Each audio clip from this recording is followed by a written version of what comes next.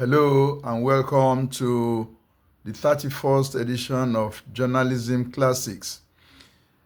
I'd planned to make this edition a continuation of the 30th edition where I spoke about redundancy in news writing. But developments across Nigeria, particularly last week, compelled me to put that in abeyance. I will return to redundancy in news writing subsequently. A major development last week was the arrest of wanted banditry kingpins by the Department of State Security in Abuja and in Sokoto while on their way to perform the 2025 Hajj. Another was the arrest of the mother and wife of a wanted banditry kingpin in Medina, Saudi Arabia.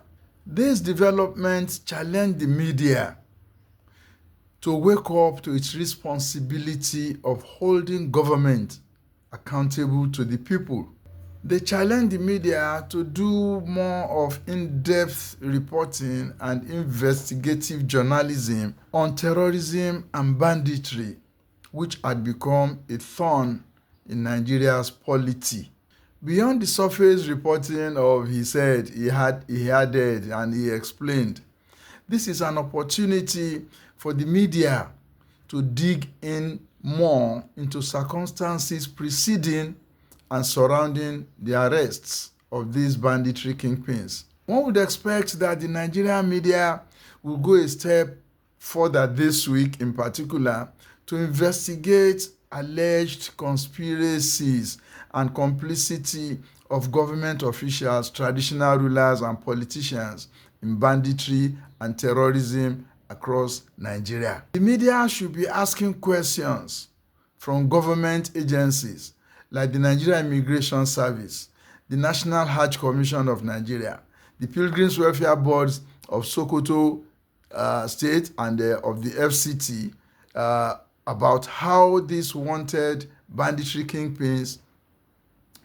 got their passports, Hajj passports, and other travel documents. The media should then investigate who are the officials that signed the issuance of travel documents to these wanted suspects. How did these wanted suspects scale through medical screening for Hajj? And how did they go through Hajj orientation courses without detection at those levels? Who are the people sponsoring their Hajj? Or if they are self-sponsored, through which bank or banks did they pay their Hajj fares to the Pilgrims Welfare Boards or to the National Hajj Commission? Responses to these and other questions will probably help security agencies to remap the country's security architecture and to widen the net, in the search for sponsors of banditry and terrorism. The media also owes the Department of State Security, the police, and the military a pat on the back for feats recorded so far in the fight against banditry and terrorism. It is a daunting task. It has become apparent that the security agencies are fighting not just the bandits and terrorists, but also their backers among the high and mighty and the powerful in the society. Another development needing media focus is the role of local government councils in primary school education across the country and how they have been discharging that function. Now that the federal government has enhanced local councils' autonomy, the media needs to beam the searchlight on them, as this is the tier of government that is closest to the people. For instance, in the Federal Capital Territory, the nation's capital that has the status of a state, Primary schools have been shut for 6 weeks as the 6 councils that make the territory have failed to meet the demands of primary school teachers.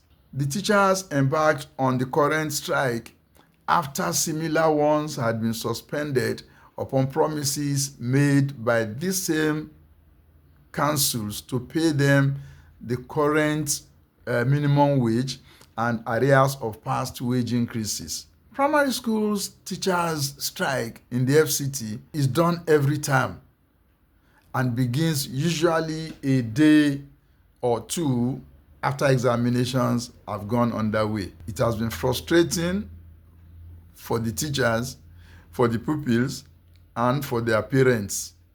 Intervention by the FCT minister, Nyesom Wike, in the face-off between the FCT Council of the Nigerian Union of Teachers and the teachers themselves over this issue has not yielded any result. Since it is the responsibility of the media to hold those in government accountable to the people, one would expect that reporters, particularly those on education beat, will have by now been feeding the public in-depth stories and analyses and investigative reports about the teachers' strike, the attitude of government, its impact on the educational progression of the children in the FCT public schools, the advantage private schools are taking, as many parents are withdrawing their children from these FCT public primary schools.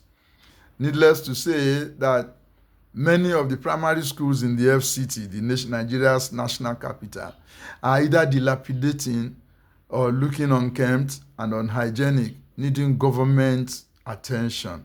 Visits to some of these schools will show that their toilets, for instance, are in deplorable conditions. They are veritable sources of spreading communicable diseases.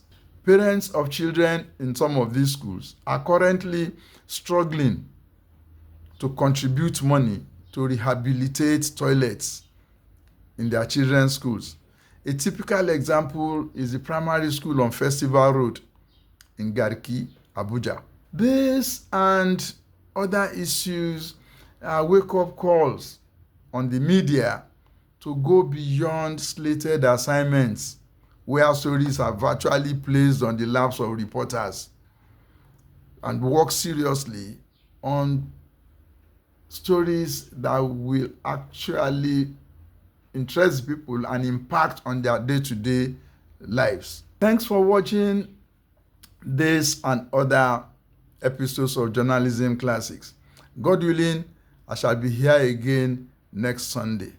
Kindly remember to let me have your comments in the comment section and share this across social media platforms.